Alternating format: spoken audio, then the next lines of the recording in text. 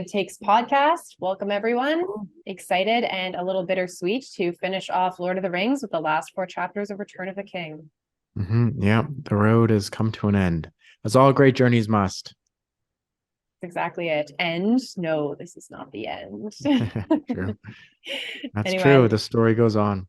yeah, no, it certainly does. And I know there's going to be a lot more content that we can talk about. I'm sure there's going to be other ideas that come to our mind after we finished, now that we're done the books, and we can always chat through the appendices at some point. Yeah, But totally. for the purpose of today, let's finish off the chapters.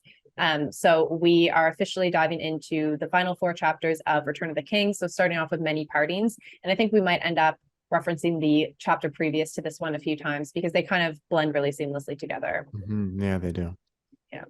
But at this point, this is where, Aragorn has been crowned king and the Third Age has officially ended. And it was actually in the last chapter, but it's so sad when Gandalf, kind of mentions that this is your realm now. The Third Age of the world has ended. The New Age has begun. And Aragorn says something like, I would still have your counsel. And Gandalf says, well, not for long. The Third Age was my age. I was the enemy of Sauron and my work is finished. I shall go soon. So the end is indeed nigh.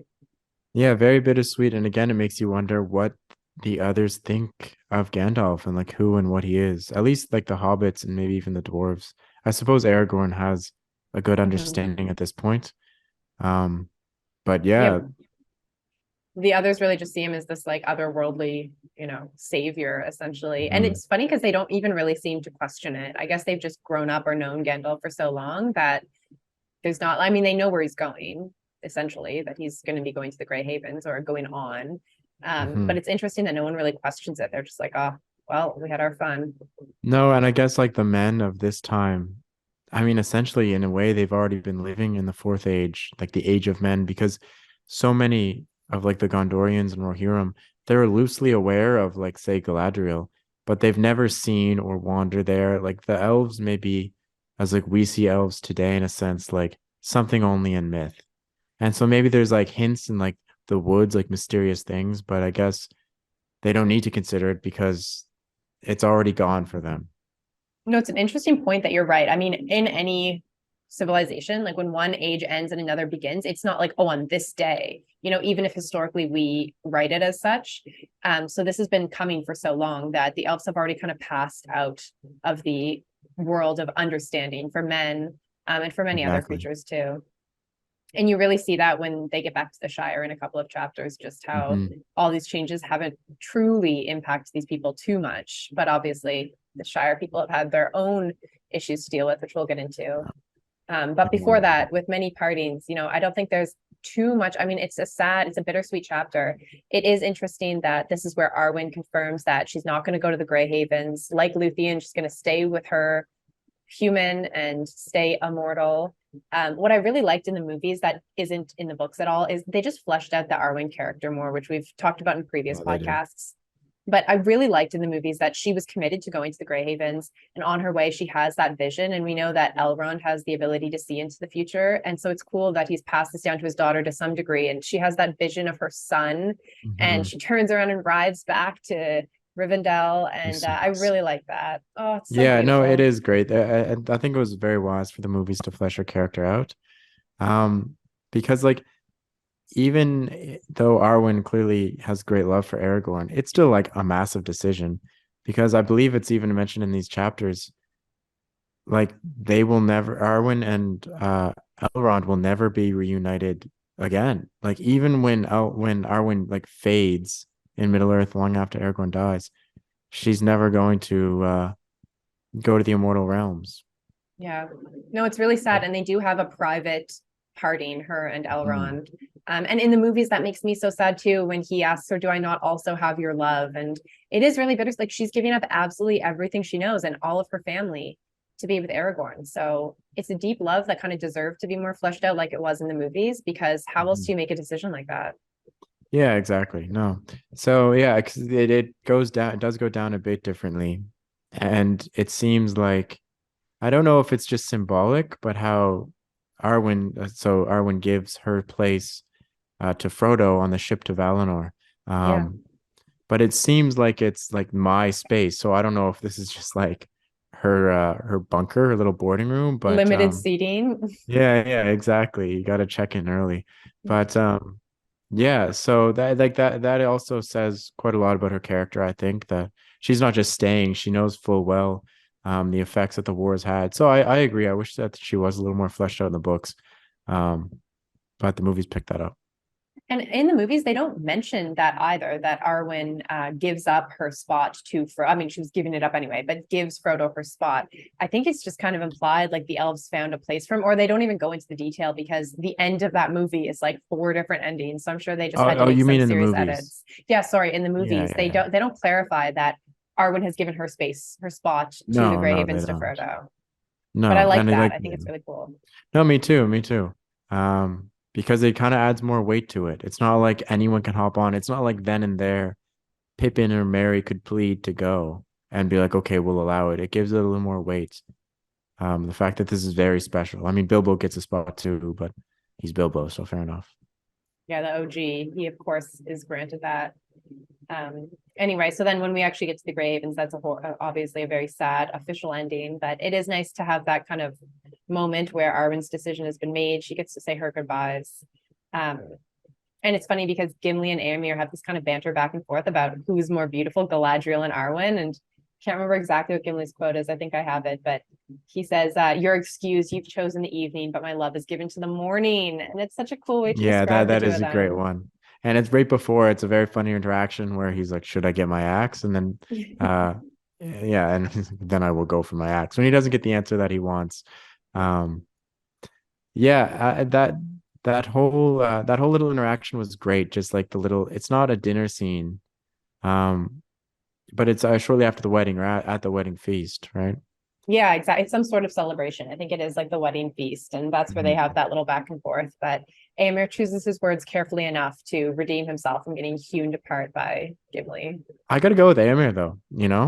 I'm on a team Amir on that one. I mean, Ooh. just come on, Kate Blanchett. She's an elf. Arwen looks very obviously the Liv Tyler is a beautiful lady, but I don't know. Wait, then you're on Look Team at her. Gimli. Gimli is all about Oh right, yeah, Galadriel. of course, yeah. Yeah, you're Team That's right. Gimli. Okay, Yeah. okay. Oh my Well, then God, I I feel a don't lot know. better. Of course, I'm Team Gimli. Yeah, I don't know. I can't choose. They're gorgeous. I don't need to choose. But it's nice that Yeah. they both have representation in these guys that think that they're the most beautiful things in the world. But it's right after that, I It's think, kind of that a they cool like no, sorry. Yeah, there was a bit of a freeze there. Oh yeah, no, go ahead. You were saying it's kind of cool. I just think it's kind of cool how like it's almost like I don't know, like a showing of what like chivalry used to be, maybe with like knights back in the olden times. And, like you fight for like a lady's honor and there's no implications or like romance. You know that this is not going to be someone that you're ever going to be with. But this idea that just like for like a lady's beauty or like her honor, you will lay down your like I don't doubt it when Gimli says that, he would fight over the beauty of Galadriel, that he would do it. But I No, I also get don't it think that too. he has any like hidden Stake in agendas, it. let's say, But in also, like, these women aren't even involved in this conversation. Like, there's something like, I No, don't want to say yeah. misogynistic because that's not what I'm trying to say. But like, first of all, these two elves don't give two shits about Gimli and Éomer. And it's just like they're not Yeah. even involved in the conversation. It's just, No, I know. I'm just it's saying it seems like playful, I but think that's a very like chivalric idea of like knight heraldry and things of like the a past. Like, medieval perspective. yeah, Yeah, no, it definitely is. It is interesting though, and I just think Amir is such a funny character, and so is Gimli in some ways, mhm, without being a full caricature. So it's funny to see them go back and yeah. forth, and it's like things are a little more lighthearted now that the doom is finally over. So it's nice and refreshing to see that. Yeah, you get like the greatest hits of Middle Earth. Like they're all together, like Elrond, Yeah, Galadriel, the entire Fellowship, Rohirrim, the right. Gondorians. Well, and that's what I was just going to say. So right after this feast is when they have the procession to Rohan for Theoden's kind of funeral, his funeral procession. And it's so cool how, like you said, like it's the elites, like Arwen, Mhm. Celeborn, Galadriel, Elrond and his sons, the Prince of Dolimroth, and Ithilien, which is Faemir. Never had any king of the mark such company upon the road as went with Theoden Thingol's son to the land of his home. So, like, what a Yeah, badass, even in death. no, Theoden's there will crushing never it. be a better company. Yeah, But he it's totally very earned cool it. for sure. And it's a perfect ending too to have all of these mighty heroes all together to kind of yes, celebrate the end, but also mourn their own losses because it wasn't without loss on their end for sure. Yeah, and like Gandalf, like these kind of heroes, you kind of get the impression anyways that they also like they're like, even if they're not elves, is also going away. Like you will never need a Frodo again. I mean, not to that capacity. Um, Yeah. it is quite literally like myth turning into history. Yeah. It's a little like you said at the start, bittersweet. Yeah. Because it's so sad to lose all of this magic, but they've achieved Mhm. their goal and they've set up the world for the future generations, essentially. Anyway, I didn't have a ton to say on Theoden's funeral. There is one moment where they do run into the wild men and Aragorn gives them their land back, which just like he Right. is just an Yeah, he's a apex good king at king. this point.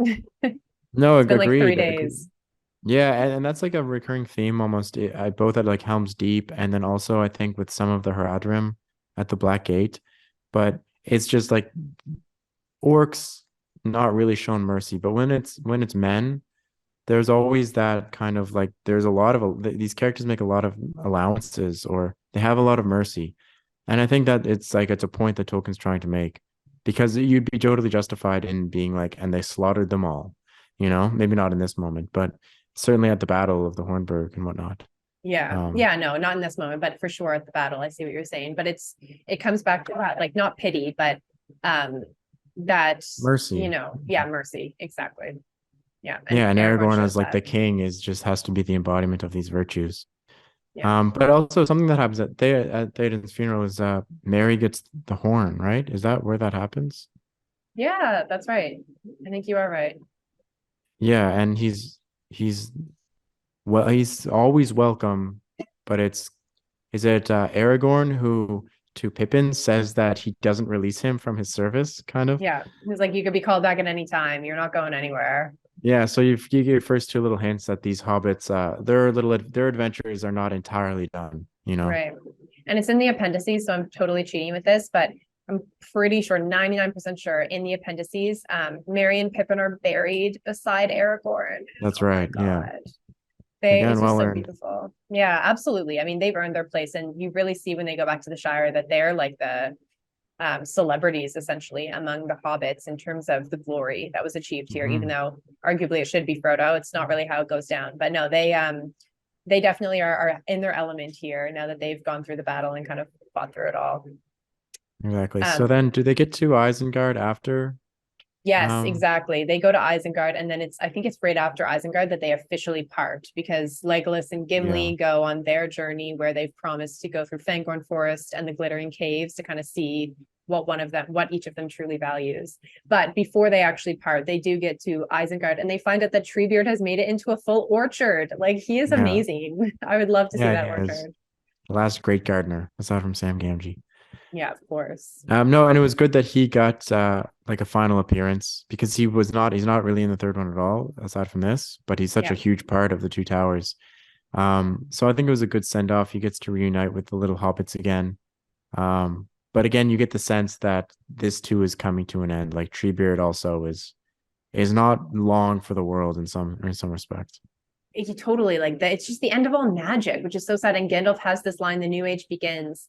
And in this age, it may well prove that the kingdoms of men shall outlast you, Fangorn, my friend. Just That's so right. sad Yeah. also. Like it's like the world we live in now. It's essentially that's what they're setting it up for, right? Like Middle Earth Yeah. Oh, was yeah. our Yeah. Totally. history. And Yeah. It's now we like live in this world prehistory. without magic. Sad. Yeah. No, I don't know if that would be Tolkien's stance. I think he would argue that whatever magic was alive there is here now still, maybe diminished. But you do have to wonder. It's like I do wonder what he was getting at, aside from like a creative endeavor of, combining what he knew about mythologies of the world. Like I wonder why he thought it was so important that they fade. Like maybe it was his own views of the modern world of his time, where like machinery and whatnot, which he was not, I don't think, for. Mhm. You know what Also, I I mean? think maybe just ending a story in its entirety. Like, there's no option for, not that anyone would have the hubris to do it, but for someone else to pick up the story of Middle Earth and like continue it on. Like, it is diminished. And I think he is trying to show that everything, I mean, there is no end, as Gandalf would say, but that moments do have those full circle Mm. endings. And this is a completed story. And, there's always sorrow with any sort of ending. But there's joy in it too. And so, I think it was trying to show a little bit of that. It might have been a bit of his perception of the modern world. That's interesting. I don't really know, but I wonder if it's in his letters, because that's certainly something we should read and explore to get a better Yeah, I sense of his agree. perspective. Yeah, because I'm familiar with only a few of them. I believe that there are maybe not hundreds, but certainly over 100. Um, yeah, I would love to explore those because you really get from the ones I've seen, you get a really great insight into his mind and the things that he believed that he put in the books, but didn't like speak so forthrightly about, it was more of just subtlety. Yeah. Um, yeah, and so that is where they part. It's very sad when Legolas and Gimli go off. It's very quick, you know. They just kind of say their farewells. I know Um, there's not like this big sad moment. no, yeah, And I really liked that, at hugs. least in the movies, they have that moment where when Frodo wakes up and everyone comes in and all these different, he's like laughing, like he doesn't even know that, well, he doesn't know Gandalf's alive, and he wakes up to Yeah. see him just like laughing, and everyone comes in and has their own little moment. And then when he's hugging everyone and Sam, I'm like literally gonna cry. Is like just standing at the door and they have that like understanding smile pass between Yeah, a them. little Oh my head nod. gosh. Yeah, like Yeah, they have no, that seen part is shit. incredible. It really, because I always thought that Frodo must think that he's dead when he first wakes up. Like he sees like an angelic Gandalf. He's like, "Yep, True. this is it. I got melted by the fire Yeah. No, and he on the probably wouldn't battlefield." even know until Sam came through the door that Sam also lived. Like maybe he's Yeah, like, wow, true. Sam Yeah, that's a good sacrificed point. himself. Oh man, Uh, how sad would that be? Carries you no, up the I can't mountain, even. dies in I your stead. stop it. It of course didn't happen, but it never could have. Tolkien could never have been so cruel. The world couldn't No, do I that. don't We think that need a he would Sam have been. Gamgee. Yeah, we No, do.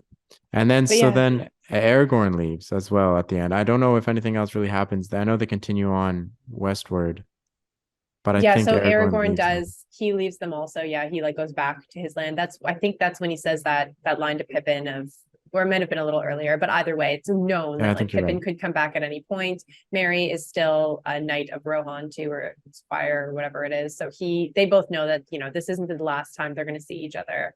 But there is one moment in this before they get to Rivendell and reunite with Bilbo. There's one moment while they're making their journey where Elrond, Galadriel, Gandalf, and Celeborn are like all sitting around and they're just talking about their lives and like the experience they've had in times past. And it's just, you can sense the finality of it. Like they are moving Hmm. on. And I just thought that was a really beautiful scene. But other than that, there's really not too much until they see Bilbo. They come to Rivendell, I guess, and they see Bilbo. And it's funny because he also asks to see the ring. I always thought in the movie that was such a weird addition because it's so clear when we read the books that Bilbo knows exactly what's happening. Like we talked about, he even offered to go to Mordor himself.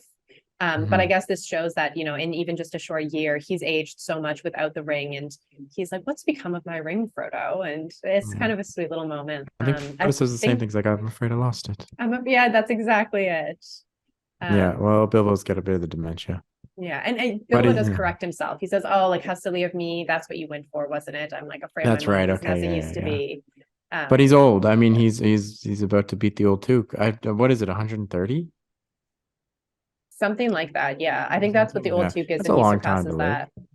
that. Seems like Yeah. enough. I don't think I could Yeah, do it. yeah, yeah. I don't blame him for kind of wanting to check out. Yeah. But it's very cool in that moment, like in when they're in Elrond. Uh, I believe this is where it Rivendell. happens, but or yeah, sorry, in Elrond.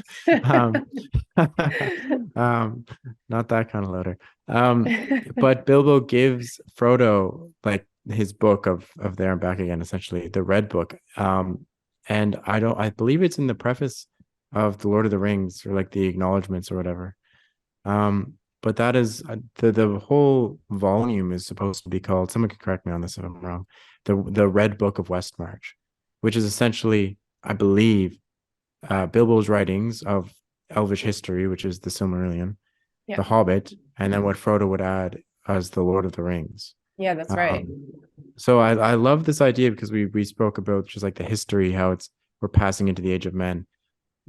The headcanon, I believe, of Tolkien was that he had found this Red Book of Westmarch and simply Yeah. translated it. Yeah. And it's so No, it's a that's little exactly meta it. how like he's like put it in the book in Like the we're Lord of the reading the book Rings. that they're That he, referencing in the book. exactly, yeah. No, that is really cool. That's a really good call out. Yeah, that's exactly the idea. Like this isn't a story, or it is, but it's not a story. It's like a historical text. that's been It's like myth and reimagined. history woven together, kind of. Yeah, that's a And really good call in out. Elrond's house, that's where Frodo gets his first call to the sea, which is very interesting. How because as we saw in the previous chapters, Legolas once he heard the gulls, like Galadriel's prophecy, the call of the sea is a very real thing, Mhm. you know, Yeah. and you have to wonder what it kind of represents. Like, what do you Well, think? it's interesting that Frodo gets it because it seems like it's exclusively Elvish, but we've also talked about Yeah, this so much that Frodo is known to have this Elvish air, and elves will meet him and be like, "Oh, you're a friend to the elves." So I think it does speak to this a bit, like understanding that your time is done, because Frodo alludes to it several times, and I think I have some quotes that come a little bit later that he feels like he's kind of done. Like he's done his mission, and while it was, fulfilling, Merry and Pippin go on to be these heroes essentially, and they kind of live off of that, and they have some glory and fame that they enjoy. But for Frodo, it's like he finished the task and he didn't even expect to he's live, and done. now what? Yeah. So Yeah, I think it's a call to, time is up. yeah, What do no, you no, think? exactly. No, I would agree fully with that. And then Yeah. just like I guess with this, like I know obviously the sea in this particular instance, like is a reference to like the undying lands, but Mm-hmm. also it's like it's the connection to the sea. It's very interesting. But I know I think you're right, and that you just pass off the borders of the world. Like for a time, Middle Earth was flat. So, and quite literally, when you look out, you just, so I think you're right. You are just passing on in a physical sense that represents like a spiritual Yeah. ascension in a sense. Yeah. And to reference the movies and kind of see how they end all of this, and there's no mention, of course, of these like intricate details of Frodo feeling the call of the sea. And I know some people have said like there's so many endings to this movie, but my God, they cut so much when you think about it. Like I do think Yeah. did the ending justice, and they did it well, but so much. I mean, we go from the reunion of the Fellowship to, oh my gosh, the crowning of Aragorn and my friends, you bow to no one. And we already Yeah. talked about it, so I'm not going to make myself upset. And then from there, that's it. They go back to the Shire, and Frodo can't quite coexist there anymore. And then they go right to the Grey Havens. But there's so much more that happens. I mean, it's like a long journey back too. So Yeah. it's just crazy how much was cut. I mean, before we even get into the Shire and what happens when the hobbits return, they part with the Fellowship, and then they're like, well, at least we still have you, Gandalf. He's like, oh no, what do you mean? Like, He's I'm like, not yeah, if going you've not back to been the paying Shire with attention, you. like I'm Yeah, out of I'm here. done. Yeah, Yeah. and I think I don't have the direct quote, maybe you do, but he more or less says like, I'm not gonna be here. I'm not here to like he doesn't say in like a cold way, but it's almost like I don't care about your problems. He's like, this is what it is all about. Like you've grown, you can handle your own. I'm gonna rest. Like Yeah. you No, he can he literally, I figure do it have it. out. He says, you must settle its affairs yourself. I'm not coming to the Shire. You must settle its affairs yourselves. That is what you've been trained for. Do you not yet understand? My time is over. It is no longer my task to set things to right, nor to help folk to do so. And as for you, my dear friends, you will need no help. You are grown up now, grown indeed very high. Among the great you are, and I no longer have any fear at all for any of you. Which Yeah, is so classic Gandalf. nice. Very sweet, very warm, but also there's a bit Totally. of like hey, like don't Bluntness. you understand? He's still not blind. That combination is what makes Gandalf him, though, and I have it no other Yeah, way. totally. And I think that's when he says, like, I'm gonna go have a long conversation with Bombadil and make my way back. I would Um, love to be on that conversation. it would be What are they talking incredible. about? We probably wouldn't even understand it, truly. No, no, Just that's so over true. our They might not heads. even speak in words. Yeah, interesting. That would be a really cool, I don't want to say fanfic, but like it would be. I'm sure It it would be. exists. If anyone has a really good link to it, I'm obsessed. So send me the Tom Bombadil Gandalf fanfic. I'm Yeah, ready to read it. yeah. Be warned. Check for the rating on that one. But but yeah, Disgusting. no, I don't know. I think that it would be like these are some of the most powerful beings, and Tom is still an enigma. Yeah. Um, but I'm glad that that's thrown in there because like Tom is not forgotten about, but not really ever mentioned past the Council of Elrond. So it's great that he's not forgotten totally, and I Yeah. don't And know. if anything, That's a good magic thing. still lives in the world, I feel like it's Tom Bombadil, and we just God knows where. I don't know if he doesn't want to be found, you won't find him. But Yeah, no, that's an interesting point actually. I wonder if in Tolkien's view, if Tom and his little house still exists in the rolling countrysides of England or something. right, Maybe we just maybe can't Tolkien has met diminish. Tom. I don't know. Interesting. I don't know. I think there's something there. He would not leave. I couldn't see Tom diminishing. No, it's the River Valley. And Goldberry's not going anywhere. Just the Yeah. river's daughter.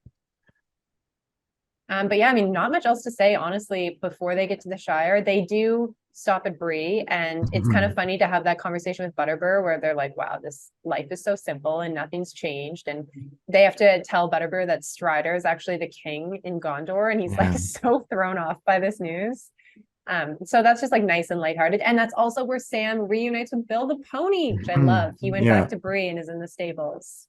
No, exactly. And their old friendship was rekindled. But Yeah. in Bree, you kind of get the first impressions that not everything's right because Butterbur mentions how the tobacco from the South Farthing has stopped coming. People are very on Right. guard. We Yeah. actually totally went over it.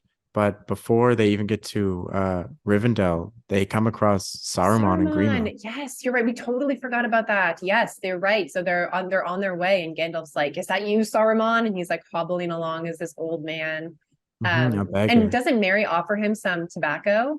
Yeah, And he he gives like and the steals it from pouch. him. Yeah, No, that's yeah, right. exactly. And I again, I wish I could just bring up the quotes here. My system is not perfected yet, but there's like a great moment where they all take pity on Saruman, and that seems like the worst thing that they could have done to Saruman. Like that is the one thing that enrages him is the fact that they let him go, and like Gandalf says, like, yeah, you can still, even though there's still a bit of like poison in you or whatever, like trouble you can cause and meanness, like you're free to go. Like you and I know Frodo says something to him, I believe, and it really just like sets him off where it's just like he wants them. He's like, you've taken the only bitterness of my revenge away. And that was Yeah. in the fact that you don't even spite me. Like you still have mercy. I'm like so worthless to you almost in a way too that like I'm not even seen Yeah, as a exactly. threat. And yeah, to get mercy is or to receive mercy at the hands of these people that Saruman at this point detests because they've bested him. That is a really Mhm. good point. We totally bypassed it because it is a brief moment in the chapters that in I think it's in so after many partings is homeward bound, and I believe it's in that chapter that this all It's in happens, many right? Or partings. oh, it Yeah. is So I think okay. So that's Homeward at the Bound end of comes that one. after Rivendell, I think. It's been a No, few you are days. right because that is where they go to but that's where they see Butterbur and they kind of like go through the whole story with him, and it's a pretty short chapter. Mhm. Yeah, so it is in many partings, but no, we totally bypass that. It is really interesting that that mercy is the worst thing they could have done to Saruman. Yeah, and it kind of builds up the scoring of the Shire that we're about to get because like, you know, they let him go and to their own ruin in a sense. Yeah. Um, Do you think he was already creating some mischief in the Shire, or that it happened? I guess they spend so yeah, oh long in yeah. Rivendell and slowly, like he was doing this anyway, but it's possible he amped up his efforts, his evil efforts in the Shire after receiving this treatment from them. Yeah, totally. I mean, that's when he appears in person, but I think they will get to it. But I'm pretty sure in the scoring they mentioned how Sharky is now here, essentially. That's I think right. he's been like causing mischief even before Frodo went on his quest, Right. because they give mention about how a lot of the tobacco was already leaving the South Farthing and men were coming to get it. Yeah. And he So has I like think it's been a long lackeys. time in the making, but then Mhm. I think it got all of Saruman's attention once he lost Orthanc and only had hate, and it was the one group that he could actually cause damage to in Right. the And it hobbits. really had nowhere else to go. So Yeah. just went there to create as much mayhem as possible. Yeah, that's really interesting. So right before we get into Scouring of the Shire, which is the next chapter, because Homeward Bound, very short, just that reunion with Butterbur, with Bill the Pony, which is much better, in my Yeah. opinion. There is this really interesting quote from Mary where they say goodbye to Gandalf, they part with him, and he says, well, here we are, just the four of us that started out together. We've left all the rest behind, one after another. It seems almost like a dream that has slowly faded. And then Frodo says, not to me. To me, it feels more like falling asleep again, which Mhm. is crazy. I think that speaks to his kind of readiness to the calling of the sea, as you were talking about. Like he's kind of ready to move on. But it's so interesting that he says like falling asleep again, because I think more than anyone, Frodo's eyes were so awoken to the realities of the world, the good and the bad, on Mhm. this journey, and to go back into this like Shire area is more dreamlike to him than any of the harsh realities that he faced on this journey. No, I think that's a really good point. I mean, his wisdom was bought at a heavy price, but yeah, I think that's exactly right. Like the Shire is a dream. It's untouched and it's never known struggle really. Um, and the hobbits have kept their hobbit sense, which is a good thing. But Mhm. no, I think that's exactly right. And we've spoken briefly about it before, but Tolkien's very um I don't know. He says that he's not all for allegory. It's not an allegory for war. The ring's not an allegory for nukes. All this stuff. But I can't help but feel like Frodo Frodo's feelings probably would be similar to that of someone who returned from the First World War after seeing the horrors of like mechanized war and For trench sure. warfare. They come back. There's parties and celebrations. We won the war, but the people celebrating were not out there. And you probably feel like you don't recognize your home, or maybe you don't even have one. That's such a good call out. I think that's completely it. And even if he didn't do that, if Tolkien didn't do that intentionally, I'm sure it was subconsciously, at the very least, influenced his perception of how Frodo would take this homecoming, because that is exactly it. I mean, like when haven't been to war, but even the people you see who have returned, or I can imagine that that is such a jarring experience to come back to an everyday life where people are celebrating, but like, and even if they did suffer, because war, causes suffering for everyone in so many Sure. different ways, it's just not the same as being the one who experienced it and trying to come back and be like, how do I just live my daily life now? Totally. And I don't know if you've seen it, but for anyone out there who has not, there's a beautiful documentary. It's perhaps one of the best I've seen, and it's done by Peter Jackson, and it's called I believe We Were Soldiers. Yeah, And have you seen that? I haven't actually seen it, but you've It's so recommended it good. to I me think it's several on Netflix times. now. We should link But we should link where it is in our notes so we can do yeah, that. it's worth watching because what Peter Jackson did is he went to maybe the London Museum, a bunch of archives of unseen World War One footage, and then some seen. And he, I don't know the technological terms, but essentially he like upscaled the resolution, put color to it in a very accurate way and sound. And then he got all of these old interviews from World War One veterans that had not been heard by the public at large. And it's an incredible documentary. And anyways, the reason why I brought that up is because it reminded me of a scene what you're just saying there of some soldier who returned and he went to his local butcher after the war. And the butcher was all happy and smiling. And he asked him, like, oh, where you've been? And the guy apparently just like broke down in tears or something. Cause he's like, you don't understand. Like, Like, how could I how can explain you where I've like been? I'm broken. And this is not like me Wow. just coming back after like a glory, a triumphant battle or something. Yeah. But anyways, I'd really suggest that documentary for anyone that is, even if you're not interested in the First World War. It's beautiful. Just like the human experience, it's history, like a huge piece of Yeah. our history.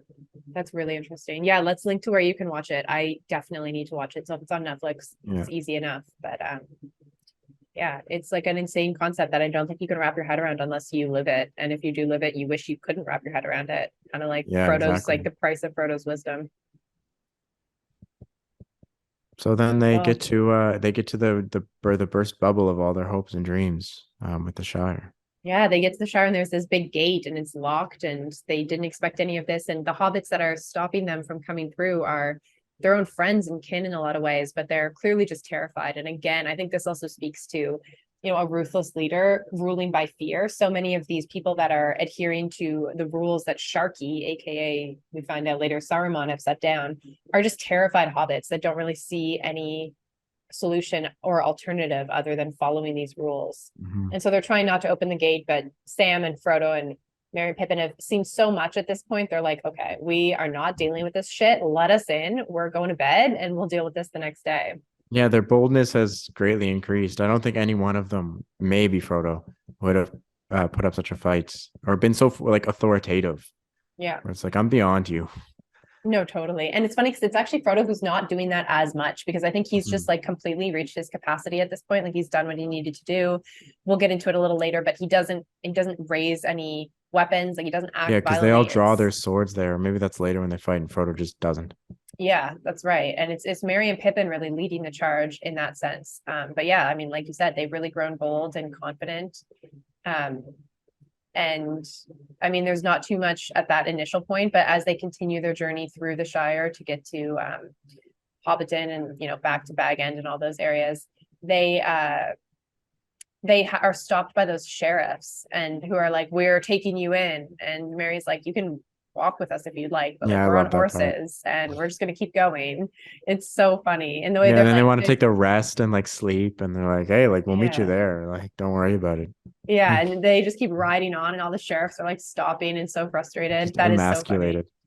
No, it's Totally. hilarious. But it also just shows that like because to your point of like how the hobbits like you can't do when there's a tyrannical leader and all the propaganda and whatnot, but also the hobbits themselves were so in such a comfort zone that they wouldn't have like if the four hobbits had not returned, I really don't know if there would have been an uprising. I forget Hmm. in what context it says. We've mentioned the quote, but how like the little sleepy courage of their race is one of the four hobbits or Hmm. something, The they need slow that spark. kindled. Yeah, exactly. Um, but I think it also goes to show it's like even though the Shire is picturesque, there's there's dangers in that, and it's not perfect just inherently, let's say. No, that's a really good point. There's a naivety and an innocence because Yeah, they've never exactly. had to actually overcome anything truly significant. And so they're just not ready to handle it when something like that happens. And there's the old gaffer is like, I was just about ready to do this myself. But Yeah, it's like, that I yeah, think speaks to the slow kindled courage you're referencing, that once someone says it's time to act, they're ready to, but they didn't seem among them to have that otherworldly experience that would actually lend itself to a leader that could face off against the tyrannical overruling that was happening to them. yeah, exactly. Because it's like you said, it's like a naivety. Um, but now they've been woken up to it, so maybe they'll appreciate more, and we'll get to it. But as it might turn out, the Shire might look more beautiful than ever by the end of it. There is Yeah. one interesting little side note because I never noticed this actually in previous readings or anything. And they Pippin, I believe it is, but he calls out a half orc, and I don't know if that was like an insult or if it is like someone who's actually a half orc I think because it you're, doesn't yeah. because there you get the description, and then if you remember in Fellowship when they're at the Prancing Pony for the first time, the people that are I don't know if Bill's in the Prancing Pony, but they're described as like weird looking men. And here Yeah. again, it's just like it's about how they have like sunken faces and they live like it's not just an insult, it's like the way that they look is orcish. Yes. So No, I you're do totally wonder if it's right. like if they're half breeds or if that exists in Tolkien's universe because I never gave this thought. I don't know. Yeah. That's something worth looking into. I got the same sense though that they were these, like, they're not a full orc, and I don't know how that works biologically. But they are like, whether it's half human, half orc, they're half orc, half something, and they're not like Yeah, I full just orc. wasn't sure They're if it was like still, symbolic as like they're evil, so they're orcish, but the way that it was described, what it seemed yeah. like it was a biological description. I don't know Well, and there is evil that is well beyond orc in this world. So I don't think it's for sure. just an insult. I think you're right. It's literally like a half orc being. Hmm. Um, so yeah, that It's is kind of really interesting. terrifying. I don't know much about it. I wonder if it's in the appendices. It's been years since I've read the appendices, Yeah, it's so been we a need while to for read me through too. that, and I'm sure that'll clarify some of the potentially stupid questions we've raised during all of this. Yeah, But sure. yeah, we definitely need to go through the appendices. I don't know if it's mentioned because I don't remember. I I don't have no remember much about it in recollection. This is the detail. first time that I've like it popped up in my head. So, but I don't know. It could very well be in the appendices. Yeah, We'll have to look. Yeah, or someone no, for can sure. can Um, comment.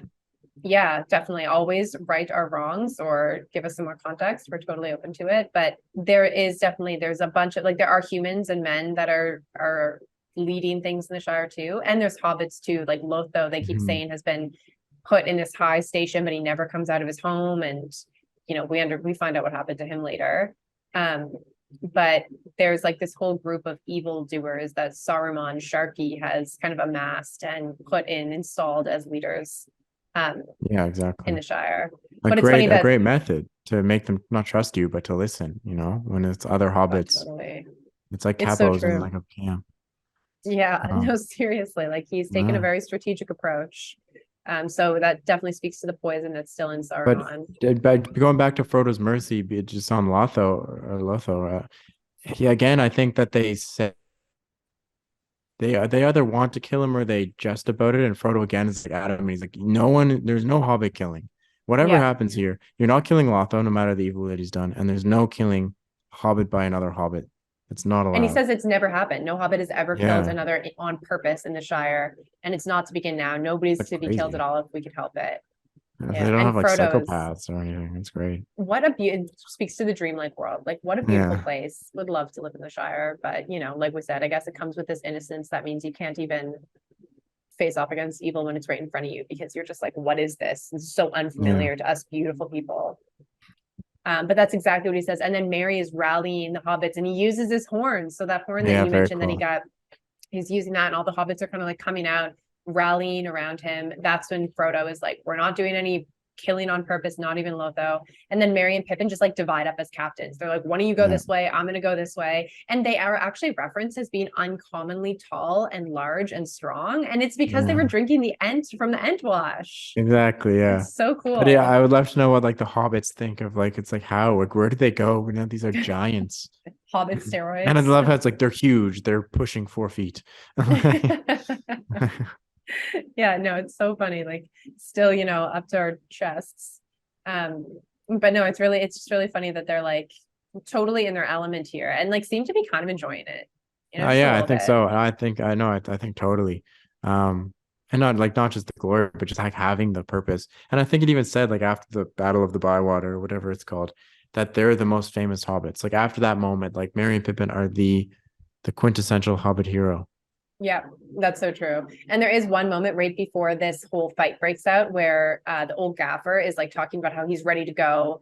And I think he asks Frodo or Sam, I think he has Sam to go, look after his family for a little bit. And no, that's the Rosie Cotton's dad. But Mhm. he's talking to Frodo and he's like, I hope that my Sam delivered and he was a good partner to you. And Frodo's like, indeed, if you'll believe it, he's now one of the most famous people in all the lands. They're making great songs about his deeds. And Rosie's like smiling at him and just like, oh shit. Ooh. And you can see that kind of developing because they don't really do much with Sam and Rosie either in the movies. I mean, yes, they get No, but married there's not in the much you can do. extended. No, but it's just cute. It's cute to see that It is Rosie's like, cute, oh yeah. damn, this new guy. Look at him. Yeah, remind me, does Sam make that same comment on Mount like at the on the banks of Mount Doom I think as he does in the movies? that's a really good I question. totally forget because it's been a few weeks now since we've actually read the books. Yeah, we took a little bit of a break and it was to our detriment because it's not like normally it's day after reading we're on here, but Carnival comes first, so I get Mhm. that. I don't remember, but I'm trying to go through my notes. I do think he says something like that, but it's not the exact same way. He's not like crying. He's like, if ever I was to marry, it would be her. Like Yeah, it's so good in the movies. it's Oh my God, very, I very haven't similar. rewatched them yet because I wanted to wait till we did this. So I wasn't like too influenced because the movies are way more Yeah, sealed yeah, I in my think that was brain. smart because it just would have washed away. Yeah, but I'm gonna watch them now. I'm so excited, and God, I love that moment. I know he mentions it at some point, but it's like really in passing. It's just not quite as emotional, and I don't think it's at that moment. Like when they actually lose the ring or not lose, destroy the ring, and are sitting on the rock, like while lava's all around them. They're basically just like, I'm glad you're here with me. Like this is the end. They That's don't right. really have Yeah, time that's to right. talk Here, about anything yeah, else. yeah, that's exactly right. Yeah. Oh, beautiful though. But yeah, Anyway, okay. so Going back to the battle. yeah. Again, we see Frodo doesn't raise a sword, and I think that the only capacity in which he helped was, I think Tolkien had it as like staying the wrath of other hobbits and like not killing Yeah. needlessly, essentially. That's right. No, he doesn't Frodo is, lift a weapon at all. Like he has taken that totally pacifist role, which he took all the way back in Mordor when he and Sam were walking through, since and he's I, captured, right? Or and actually then ever. yeah, exactly. It's like actually the entire time. I don't know if it's ever. Someone will correct me, but I don't think Frodo ever raises his sword. I don't think in Moria. I think the only Um, time he would have ever raised a sword is when they're standing there on Weathertop and he's like trying to defend himself from the Nazgul. no, but that's not. But in the books, it's under Weathertop, and he's up by the fire. Yeah, that's right. You're I totally don't think right. he And he ever. doesn't Maybe even he have, does. Maybe he does draw it because there are a few times when right. Sting is out, and they see Yeah. it glow blue. But Yeah. I don't think he ever. He certainly never kills anyone, No. and I think that's I think there's a good point behind that. Yeah. But I don't know. Yeah, he's always the pacifist.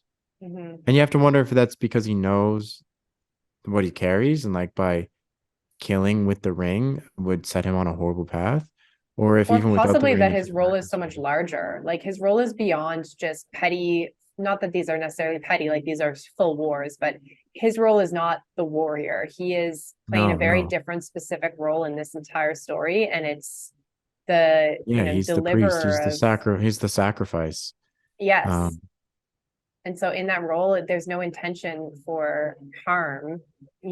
That's never going to be his role. He's there to conquer evil in a completely different capacity. And then I think that's the beauty of Frodo and the beauty of why this had to be a hobbit who did this, because it's not about some brave warrior. It's not about, so I kind of wish it could be a Boromir just slashing people down, saving the day with 9 arrows in his chest. It like had to be someone that was pacifist and underfoot and not running headlong into a battle, but more, you know, carrying the weight of the world on his shoulders, but sacrificing himself to do so. Yeah, no, I think that's exactly right. And the Boromirs of the world are important, but the Frodos are without the Frodo, like you can replace a Boromir, but I think you only get one Frodo. Yeah.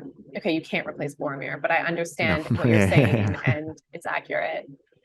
Yeah, so I think they end the battle anyways by the hobbits referencing how this was the saddest moment of their entire journey for all of Yes, them. that's right. Yeah. And there was like a couple hobbits killed, and it's like the Hmm. biggest it was the last battle fought in the Shire and the Oh, that's only good news. battle, which is Oh, crazy, since the one that they had like a couple hundred years ago. yeah, So the and that's where frost. they know that Captains Meriadoc and Peregrine were the most famous kind of hobbits from as a result of this. But also before they see the end result of this and they kind of go into revealing Saruman and his accomplice Wormtongue, Sam sees that the party tree has been cut down, which is actually Yes. devastating. I Yeah, mean, it's what he cries, I think. He weeps. yeah, Don't blame him. yeah. Um, And he says, yeah, this is because worse than Mordor, much worse in a way. It comes home to you, as they say, because it is home and you remember it before it was all ruined. yeah, and to this specifically, it's like whether it's like maybe London, for instance, after the bombings. I guess that would be the Second World War. But Yeah. either that or just Tolkien's kind of resentment towards industrialization and mechanization. Because like again, I think in the preface, he goes on about how there was a mill in his little village.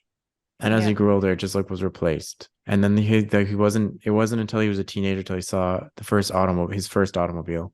And then there were just cars everywhere. And it's like people are just going. Um And yeah, I seeing your think so. own I home think change really is this so different. yeah, it's different and also like something is lost. Like I think Tolkien can really, really appreciates things that are crafted by hands, you know? Yeah. And so because the Shire is not only the parts that aren't destroyed, they've been replaced with houses and like workshops essentially. Yeah. Um, yeah, No, it's true. It's like the mind of metal that is referenced as exactly. Saruman. That's what Treebeard says Saruman has. And it's, Yes, yeah, precisely. So I don't think it's a coincidence that it's Saruman who's causing this. yeah. Yeah. So I speaking of mean, Saruman, we can get to him now if you no, want. exactly. Yeah. So that's exactly it. So everyone's been referencing Sharky throughout all of this as the leader. And then they find out that it is Saruman. But they also find out before that Wormtongue had actually killed Lotho, or That's however you say right. his Yeah, name, that's and is right. just kind of like living in there, still delivering the orders and everything. And they want to kill Wormtongue. But Frodo's like, no, like don't kill him even now. Um, Yeah, they want to and kill both of them. And yeah, Frodo straight up says like you can't. yeah, yeah, that's Which is right. again, it's crazy. Like I think yeah, it just really goes to show the strength of the character. This is where the moment happens, that quote that I mentioned, Yeah. of Saruman to Frodo, Yeah, where and he it's says like, you've grown, halfling, but then he talks about like you've robbed my revenge of sweetness, and now I must go hence in bitterness in debt to your mercy. yeah, I hate you. I hate it Yeah. and you. Yeah. And then he gives a Uh, prophecy, I think, of how no one should shed his blood or like someone will die. Like you cannot kill him. he Um, does say that. You're absolutely right. I didn't note that, but he does as like a and then as warning. we see, yeah, But that then just like in the person who kills him movies, gets he killed. does, because Wormtongue goes for him and he kills him. And I forgot about that. I knew in the movies, of course, but I forgot that Wormtongue fulfills that role in the books too, just so much later. So obviously Wormtongue at this point has been following just out of a need to, having nowhere else to go. And Yeah, he and ends he's up on like killing he's Saruman. described as being like on all fours, almost like how Theoden says like your leechcraft would have had me on all fours like a beast Yeah. Well, when and he's I made a introduced. note that he's like Gollum at this point because you Yeah, saw him yeah, fade into this. Because you're right, when he's introduced, he's a man, like, you know? yeah. He's just a human. Like he's a smart, cunning guy, but now like you said, he's a beast. So you have to wonder what that is. Is it just an association with evil, and this is what it does, or is this the effect of like a spell? Is the spell symbolic of that? You know, like No, it's what do you interesting. think? I mean, it could be a spell. I think it my initial thought before you said that was that it's just the burden of evil and the fact that Mhm. Saruman is poisoning his mind. Maybe there's some like spellcraft behind it, but you know, that Saruman's evil or malintent is just Erodes washing him. over him the same way it did with Theoden, where in the movies they make Mhm. that seem more like it's like a possession or some sort of spell. Yeah, But in the books, exactly. it's more like he's just aged by this negative, nefarious commentary that Wormtongue is constantly putting in his ear. So I think it's something Exactly. similar to Yeah. Wormtongue. No, I think you're exactly right. I think that would be my interpretation as well. Yeah. Um, but But yeah, yeah, so so okay, but so when Grima does kill Saruman, something very interesting happens to his spirit. It floats up, and you almost like Sauron's when the ring is destroyed. But Saruman, you might have the quote there because I yeah, don't, I but do. yeah, you can read it. It's it says that is the body of Saruman, sorry, about the body of Saruman, a gray mist gathered and rising slowly to a great height, like smoke from a fire, as a pale shrouded figure it loomed over the hill. For a moment it wavered, looking to the west, but out of the west came a cold wind, and it bent away and with a sigh dissolved into nothing. So it's almost like he Yeah, looked for redemption in that last moment, and it's too denied. late. Yeah, it's like he yearned for the West. I would like to believe even that he realized his folly, but then, you know, Well, it's they easy to literally forget blew him away. Saruman was supposed to be good. Like he is Yeah, Gandalf the yeah. White is what Saruman was supposed to be. And unfortunately, evil manipulated its His way into his pride. being. Yeah, I wouldn't even give that credit to Sauron because Saruman's plans were always his own. He wanted the ring long before I think Sauron even came back into power. It's Yeah. his pride, so he was his own undoing. But I think Yeah. that goes into I think that's one of the insults that kind of Frodo gives Saruman when he says like you can't kill him because he's like I know you were once great, like you were once really good, like that still means something. Yeah. Um, No, it's but true. yeah, no, It's and sad. and And and then, oh, go no, go ahead. ahead. Okay, I was just I gonna just say that it's right after that that Frodo is like looks down at his body with this pity and horror, and it seems like since he's died, he's like shrunken and become these rags and this hideous skull. And it made me wonder, like, was evil keeping Saruman going, or did it totally mm, distort him? Like, I don't know what happened to Saruman. You're right that it was his pride. It was definitely not just Sauron, you know, that maybe furthered the whole downfall of Saruman, but he did seek the ring well before that. He always wanted his own glory. But like what happened to him and why is he in death, this like shrunken figure that's no longer that powerful looking wizard? It's like on yeah, illusion. yeah, like yeah, exactly. Maybe it could be just like you were saying with Grima, like it just had such a wear on his body, like his spirit was just discombobulated or not oriented properly. Yeah. Um, yeah. So, I mean, you could take or leave the religious subtexts, but I think it's worth just noting, just as far as like I think I briefly mentioned it before, but I think it's just a very interesting fact. Like it has not, just about like the three persons of Christ, where Aragorn is the king. We did the whole marching to the death thing and how he forgives, he's forgiven these men. Gandalf is the prophet who we see now leave. He's the one that foretold all these events and turned away. But here we really see that Frodo is the priest, the sacrificial priest. Yeah. And like it's very moving, his pity, like his mercy. It's so moving to the degree where it's like you can understand it from a literary perspective. It's beautiful. But I think most of us could acknowledge, maybe not, but that we wouldn't necessarily behave that way. And not only that, we would feel like everyone would be justified to not act in the way that Frodo acted.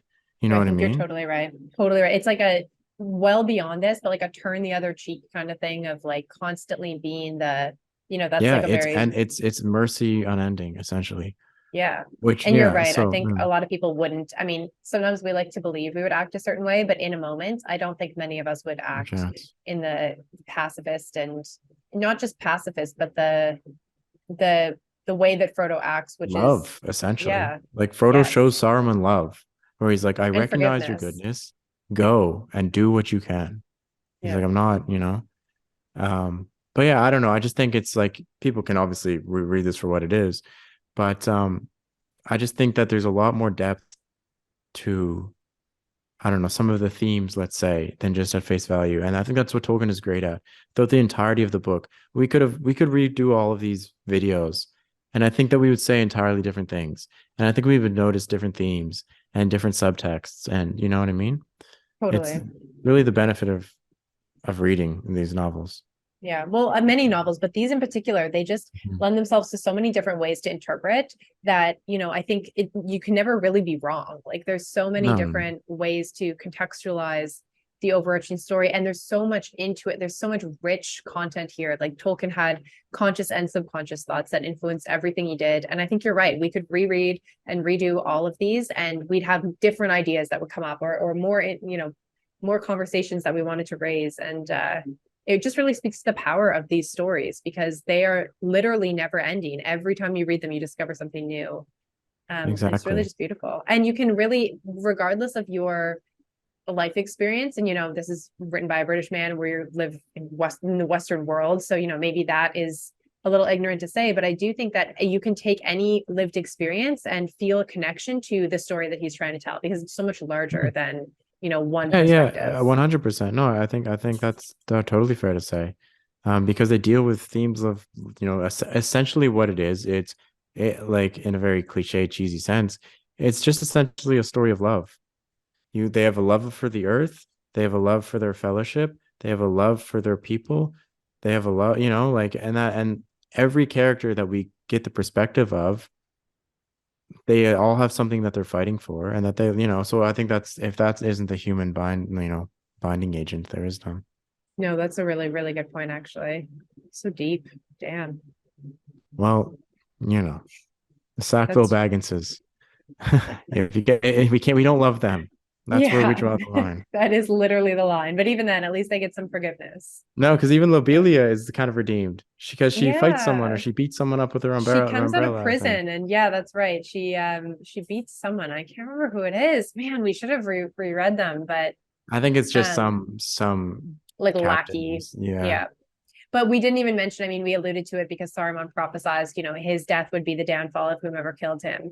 But right after Wormtongue takes his hidden knife and cuts his throat, a bunch of hobbits shoot him with arrows. And so similar to his death in the movies, where Legolas shoots him as he's stabbing Saruman, he ends up being shot down by all these different bows and ends up dying as well.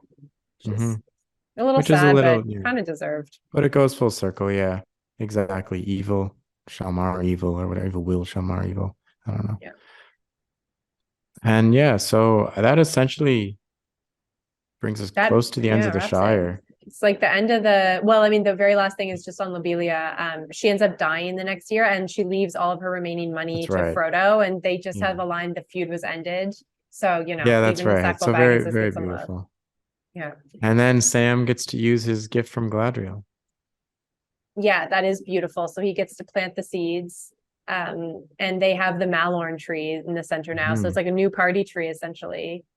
And I mean, like the way that they're described in the Fellowship of the Ring, like this thing is going to be huge in gold. Yeah. So that's quite cool. And also there's soil in it too, right? So he spreads it around all the places of the Shire. And everything regrows, and it's like growing back better than ever before. So like you said, out of this suffering, the Shire comes back to arguably even more beautiful than it was before. Yeah, and I think that's also just another important theme of Tolkien's. Yeah. But so while they're in the Shire, Frodo begins. We kind of get the hints that his wounds are not healing. He kind of feels it in Elrond's house, or when they pass Weathertop, he doesn't look. He puts his cloak over his head. That's right. But now I think it's a little more serious. And the anniversary of the Ring's destruction also is like in that March timeframe. He's just always getting sick, and he spends years actually in the Shire. I always got the sense, but I guess in the movies that's true too, because Sam has children at this point by the time Frodo actually leaves, right? But yes, that's right. Like the time is passing, and it's not really getting much better for Frodo. He's still feeling like he doesn't necessarily belong here anymore, and he's still getting sick. Do you have the quote? There's a beautiful one. It's not beautiful. It's actually quite haunting. But when he mentions how he says to Sam, I believe, the ring is gone, and now all is dark and empty forever. Oh my God, I don't know if I do actually. So that's the idea of just like the ring is it's not only still affecting him, but he's still addicted to it. Yes. It's not just like, oh, the hurt that I bore. It's like maybe this is the only thing that earthly anyways that Frodo actually wants. Like maybe this is why he doesn't marry. He's a bachelor. He kind of lives in Bag End, but it's Sam's house now, and he lives as a guest in his own house. That's Like right, with Rosie and maybe all he Sam. actually really wants is the ring. Yeah, I mean, or at least to move on, because he's kind of Yeah, well, existing in that's this the like only half option life. because Yeah, it kind of yeah. yeah. No, you're right. And I don't actually have that line, which is I'm going through it and I don't seem to have it, but you're right. It's just like very clear that there's this darkness in Frodo that is not, easy enough for him. It is, yeah, that's okay. So I found it here, and that's you word for word it. It's gone forever, and now all is dark and empty. But those are the moments when he's reliving the destruction of the ring. So it's It's like a always happening when relapse. he's, yes, like he's not, that's not every day how he's feeling, but those Mhm. moments happen when he's like Reminded, but I ill and wouldn't be suffering. surprised if he kind of bears that. He's just kind of has a kind of a poker face the rest of the year. Yeah, true. And it's just like the suffering really comes to the forefront when he's kind of so overwhelmed by it. Hmm. And he does say that he's wounded and he'll never fully heal. Like that's just a clear theme Yeah, throughout his exactly. And return. Gandalf mentions that. I mean, it's almost like as soon as Frodo got stabbed, people of the wise, let's say, have been Yeah. remarking that about Frodo. But anyway, so Sam like continues on. He's having this great life. He's got Rosie, he's got his kids. Eleanor Um, and Frodo. yeah, The Frodo yeah, comes later. so cute. Yeah, but no, Eleanor is a good one. It's just so cute. Like Sam is one of those hobbits that still remains unchanged. Like for Frodo, there's no going back. He held the ring for so long. But it's so nice to see that Sam is able to continue things on. And even at one point when they're making their trip to Rivendell, Sam's like, I wish I could go all the way with you, but the only place I really want to be is here. I'm that torn in two. And Hmm. Frodo's like, you will be healed. You're meant You to mean be the Grey here. You're meant to be Havens, solid and whole. Yes, but he doesn't know that they're going to the Grey Havens yet, I think. Or right? maybe he does, but they're on their way to Rivendell first. And then, or they believe they're on their way to Rivendell. But then Yeah, what they ends up yeah happening is go somewhere. Bilbo and Elrond and everyone meet them and they all go to the sea together too. But you're Yeah, but right. Before they, that's a heartbreaking quote. Um, in which one? Sorry. the Thorn into one. Oh, I know. Yeah, that he'll feel like he was. And then Frodo's like, no, but like you are meant to be whole, and you will be. And there's Hmm. like hope for Sam, and that he is like the future from that Shire perspective, where Aragorn is bringing in the future of the Fourth Age for men. Sam is showing that even with all of the pain and horror he's seen, he's like able to go into the future himself and create a Yeah, life. which is would be a hard thing. And I think you bring up a very good point where it's like Sam doesn't seem to be changed, like, and not in a negative way, but just like he's always was that, which is Yeah, incredible. But yeah, and I think that's why he's able to, like you say, go like move on.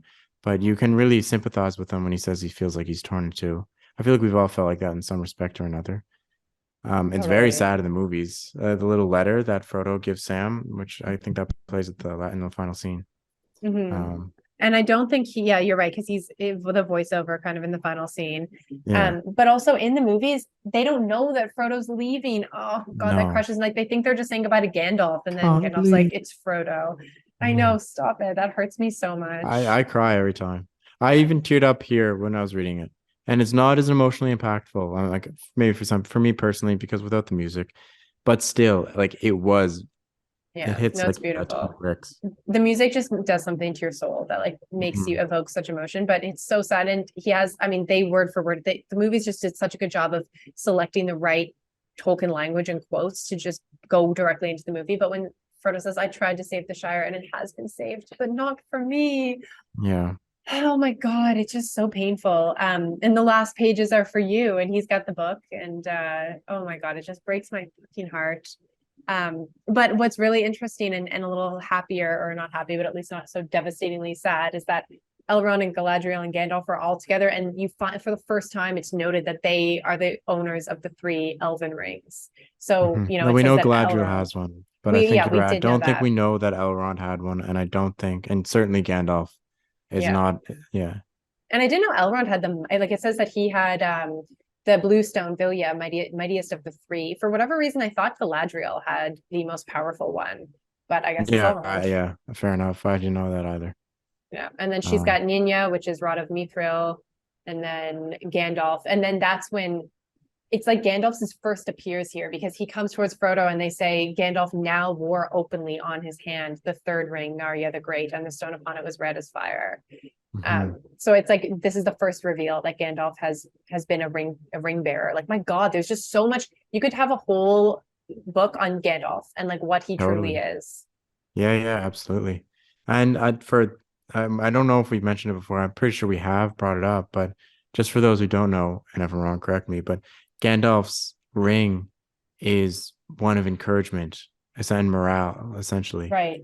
So Yes. I think its innate power is just his ability to, Inspire. inspire. Exactly. So Yeah. I don't know what the other twos would be. Maybe just preservation. I don't know what Elrond's would have been. Someone can tell us what, because I don't actually know what, like, I know the idea behind the three in general is to preserve the magic of the first age.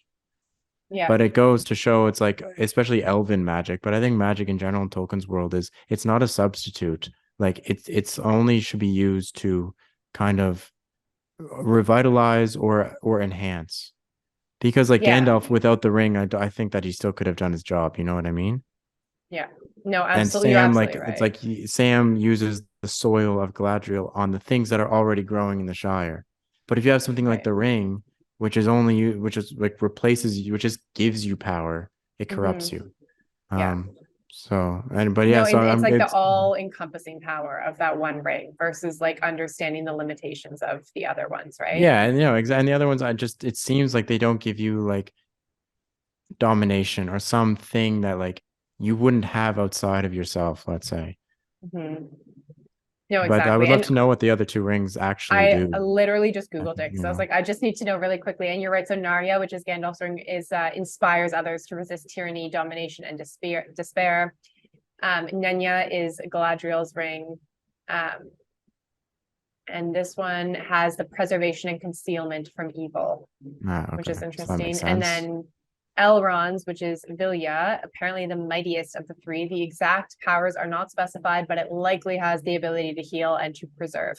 And truthfully, this is like a Ah, fandom wiki that I just Googled. So anyone who has deeper insight or like a proper link would be very appreciated. But I think that's but that makes interesting, the heal and sense. preserved, right? Because like he Yeah, saves because Frodo on the Elrond brink. is the greatest healer in Middle Earth, and then there's Yeah. Aragorn. Yeah, okay, I believe that. I had no idea. Good idea for bringing that up, just because I did want to know. Oh, I was like, I just have to I know. And it's believe that. interesting because Elrond's Vilya is like water, Narya's fire, and then Nenya, I guess, is like air or wind. I mean, it doesn't have it here, but just based on the mithril of it, I guess maybe like earth. Adamant, isn't that a stone? Yes, set with a white stone of adamant. Nice reference. Anyway, I mean, honestly, there's so much to look up, and it's not something I Yeah. mean, sometimes I will do that. I'll just get, but with Lord of the Rings, I've always just loved the original text for what it is that I've never delved deeper. I mean, and like I'm Mm. totally shaming myself, but I have totally delved into Harry Potter fan fiction, like love it. Looked at all the little fandoms, like did my little sorting hat quiz, but I don't know why. Lord of the Rings feels sacred. It's just like how I Sure. interpret it is how I want to keep it, but maybe that's been kind of ignorant. So I'm totally open. If anyone has any links of like stuff you must explore deeper that's not necessarily written by Tolkien or his son, I'm open to it. So I would love to see some of it. I don't know where to start. It's too overwhelming. So someone help me out. Yeah, no, yeah, agreed. We should go to the letters. But to what you say, I like if I'm being actually totally honest, I think that Tolkien would be more appreciative of your way of doing it than let's say some of these mega fans. And I've absolutely dived in. I don't know. There's always someone who knows far more. Like I would be a layman compared to some people on the internet. Um, but I think that like I remember that when Tolkien was still alive. I don't personally remember. Um, but I was seeing a story about how he would get like mail about like, people attending hobbit parties, and he was like kind of like put off about it by it. And someone had given him and I always thought about this because so I'm sure people have seen, but the Lord of the Rings was filmed in New Zealand, and people will sometimes go to the set of the Shire, which you I can really visit, want to and there's a do tavern. that. Yeah, me too. We should. And what they'll do is they'll buy a replica, the kind of trinket like the of the ring, I and would then they'll totally go do on that the too. quest of Mount Doom. So then they just travel through New Zealand, and then they dig, Right. It's like a 3-day journey or something, right? yeah, to where they filmed Aradwin or whatever. Mm-hmm. Anyways, there's a story that Tolkien was gifted a bowl or a plate or something, and it had, I guess it was beautiful, but it had the inscription of the One Ring on it. And Tolkien was like, I couldn't throw it away, because it was a gift, but I use it as an ashtray because it's like that's the Okay, black that's such a speech. Gandalf thing to do. It Like is, but it's like that's the literally. black speech. Like, don't do that. Like, Fair. I don't think one. I think Tolkien would totally be against like the show. I think he would be against the all of what's happening now with the Lord of the Rings, totally. But all I mean, all that is to say is that I think, however, you like what you said there, but like your ignorance is probably how he wanted you to read the book. You know, To or take your own interpretations for it. But I see what you're saying. But I would also think that as an author or a creator of anything, to see a community so in love with what you're doing that it inspires fan art, fan fiction, people purchasing products like that, they're like replica and memorabilia. I think there's something really incredible in creating a universe in and of yourself. And I think that even if he might not, I mean, I don't know Tolkien. I feel like you have a much better understanding of his background because all I've really read is his prefaces to these books. I still think there's something to be proud of in that you've created this and people totally, love yeah. it that much. And I think anyone who does that and like has a room full of Lord of the Rings stuff and writes their own creative You're a content, like loser. I'm so inspired by that. Like I think that's amazing. And I have Harry Potter wands, and it's not that I love Harry Potter more than Lord of the Rings. I don't really understand it, why my perception is this way. And maybe someone can shed some light on why I'm like this. But I've just always taken Lord of the Rings is like, this is just the books and the movies are gospel for me and that's it. But I don't think that's the way it has to be. I think that's just my own interpretation, and it's not how I've interpreted other literature or pieces of creative work. And I think no matter how you do it, you're paying homage and tribute to a beautiful thing that was created, and any creator would be proud to know that Yeah, their work lives on. absolutely. It's a miracle. Like, not everything like this moves people in this way. And Harry Potter is very similar to it. Which is like you don't get a generation of kids, especially in the modern world, to read books. And that's what Harry And Potter even did. like Doesn't younger happen. kids are still into Harry Potter. And anyway, we're going to do a Yeah, whole of story on course. this. And I'm going to try to convince you to read my favorite fan fiction, because we should even do a podcast on that. And if you're not going to do it, I'll do it by myself, because Okay. there is just so much content there. But no, they're both just like to inspire generations. Like that is amazing. And Yeah, Lord of the it's a Rings has been miracle. doing this forever. And Yeah, you it's know, the one thing almost I'll give you 100 is years, essentially. literally that's crazy. 80 But I years. do I think guess. that Tolkien would hate the fucking show. I do think that. Yeah. I think all of like I think all of the things that have to do with like capitalism and making a buck off of it, I think that he just would be totally against. Yeah, But no, agreed. whatever. Maybe even the movies, but I don't care because those movies are the best movies I've ever seen. Yeah, apparently his son Christopher didn't like them. I'm honestly not so certain, but I don't know. I mean, like you, I don't know the guy. Maybe one Right. day I'll meet him. I don't know when I get on the boat. But On the boat to the Grey Havens, he'll be yeah, there. exactly. Yeah.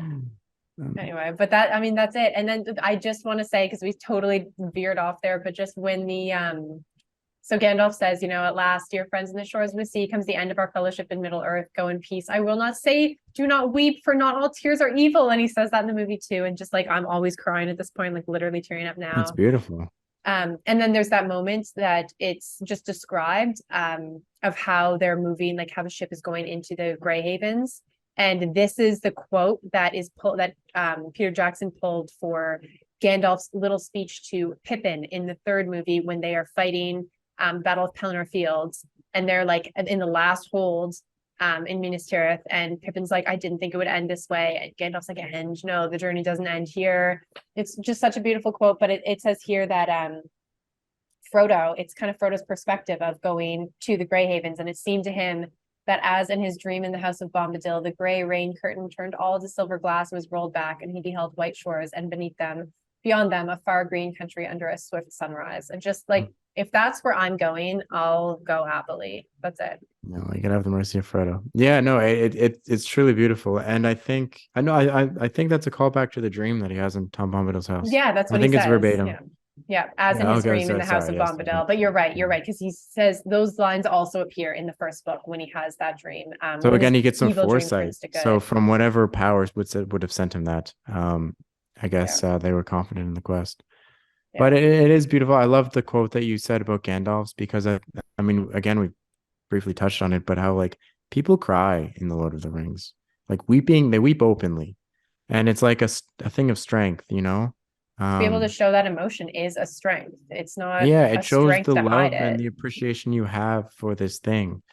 And the parting is very sad. I mean, the parting of when all of the Fellowship members, it's sad. And when you get like Aragorn when he walks over the hill and he like shines, there's like a gem on his head. But That's this right. one in particular is very very sad because it began with the hobbits and Gandalf. It ends with them, Yeah. and but I love how Gandalf also says our fellowship here on Middle Earth. So Yeah. well, Gandalf knows something that we don't.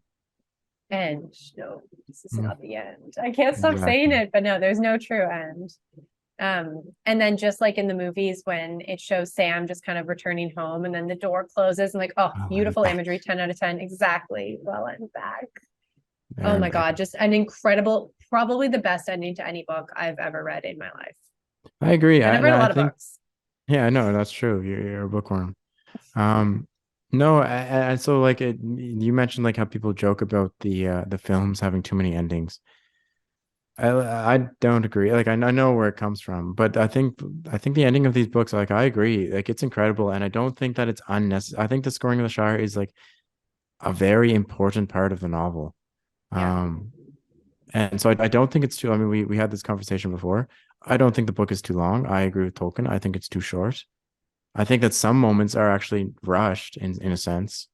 Yeah. Well, we've Um, talked about those too throughout the yeah, podcast. Like I would certainly be open to reading more of all of these stories. I think you're right. But I understand why the Scouring of the Shire is not in the movies. Like it just, yeah, even though it's totally. No, I important in the agree. books, it You didn't can't really have a further the plot. 4 hour theatrical release film like, Yeah. and it would have sucked to do like what they did with Harry Potter and Twilight and whatever. They kind of stopped, or no, they didn't because like Avengers, but like the part one, part two of Oh the same yeah. movie, Did it's not, like was not there for that. no. So No. I'm glad they didn't do it. But both the films and the books, I mean, it's good takes. What do you think? We've come to the end of the road. Books or Yeah, that's movies? right. What's your take? Oh, I was unprepared for this. Oh, it's in the name. Well, good takes from piece to piece, but books or movies. Okay, Yeah. wait. No, I can't believe I'm gonna say this. Books. I Books for agree. me. And I think actually I forget your answer because I'm self-centered. But I remember at the start of this, I said, I think I like the movies better. You Having read the did. So books did I. before. But I was like, but I have to agree with you. Books. Books like books, like certainly If I books. could listen to the movie soundtrack while reading the books, Yeah, that's there the it is. perfect answer. That's the answer. Exactly. And And I give me love the movies Gandalf. Give so me the much. movies so I can picture Ian McKellen as Gandalf. And so, I mean, we're not knocking the movies because I Oh, genuinely, they're Christ, my no. favorite movies in the world. I'm in love with Yeah. the movies and I would never want to give them up. But if I can take one with me on a deserted island, I'm taking the books. Yep, I agree. Rod. So Well, let we us want to know know what what you you guys, think. Yeah. yes, what do you think? Books or movies? I hope we didn't offend anyone because I love those movies and that's not my intention. But No, of course. yeah, I think have to that goes stick with without the saying. answer. Anyway, I'm Yes. gonna literally go watch the movies for the rest of my afternoon and evening, and it's gonna be up to like 4 a.m. just watching them. Well, But I have to rewatch now because I still do. I love them so much. But this book was such a journey, and like you said, like I've read them a couple that's of times crazy. before, but really diving in and making a point to compile my thoughts too in quotes so we could talk about this Dwell a bit. Yeah. brought it to a whole new level for me. Like I feel like No, same. I understood more of it and had more. I was more aware of the thoughts that I had while I was reading it. So this was a very Yeah, good exactly. And exercise. I'm like, I made a point to read it, not like through like an analysis of like, so I was doing a high school essay, but I No. made a point to just pay more attention. And Yeah. I think you're right. Like, I think I will remember the things that I had forgotten on this reread, which are actually more than I expected to have forgotten. I don't think I'll forget them again, at least to that extent, just because of this year. So if for this reason alone, I really enjoyed this. I'm glad we started with the Lord of the Rings because it's something that we both love very dearly, and I Yeah. hope that comes out with the people listening. Um, because yeah, it was a journey, and that, like my thought as soon as I finished it is like the only thing I want to do right now is read it again. I know because it's so much time has passed since you read the first book with so much happening that it's like you could just pick it up and start the story all over again. It's Yeah. like a never ending cycle. No, I Yeah, totally no, agree. I don't know why anyone would watch this if they've not even seen Lord of the Rings or read the book. But if you haven't, you have to. Like Well, I you do have to. think You there's a simply lot have of to. fans of Lord of the Rings that would have potentially only watched the movies. Sure. And Yeah. Yeah. I Totally. Yeah. totally Yeah. appreciate that. I Absolutely. understand why. And I understand hesitancy to read the books too, thinking that they might be dated, that they're long. But, you know, if you've stayed this long with us, and I'd be really impressed if you have, Yeah. you can see that what makes those movies so incredible are the foundation of these books. And they're so worth the read. Even if you're someone who's like, I'm not a reader, get it on Audible, just any way that you Yeah. can digest it. It is so, so, so, so worth it to read these books, however you absorb it. So I recommend them to anyone. And yeah, like I hope that, you know, you have enjoyed this journey with us and that you've learned a little something or are readily able to teach us something based on the ignorant or stupid comments that we've made. So I'm sure there have been some, but this has been a really fun journey. I'm also so glad we started with Lord of the Rings. There's very few things on this world that we are both going to be so passionate about. So it was a really strong way to Yeah. start, but let's keep And going. I mean, likely there are agree millions of upon. other things. Oh yeah, Yeah. very So true. a certified hot good takes 10 out of 10, I think, for Oh both yeah, of us. I think I that's fair to agree. say. Absolute 10 out of 10. There's no question. We will do this a lot more. It's not only just going to be books versus movies. You know, there might be some other mediums where, you know, maybe we just want to read a book together or talk about a movie or a TV show. But yes, normally we actually do have very conflicting opinions. So it's interesting to see us agree so much. Be prepared for some more hot good takes when we talk about some other content, but we'll definitely be back with some more good takes for you all. Yeah, exactly. So I'm looking forward to it. And yeah, and we might revisit things that are Tolkien related or Lord of the Rings related. If you know, so look out for that. But yeah, we can on to the next. On to the Sad to next. leave it behind, but you know, We're never truly leaving it behind. We will exactly. always The return to story never this. really ends. I know, We're okay. exactly. All right. Well, we'll be back soon, but thanks y'all for tuning in and see you on the next one. Ciao.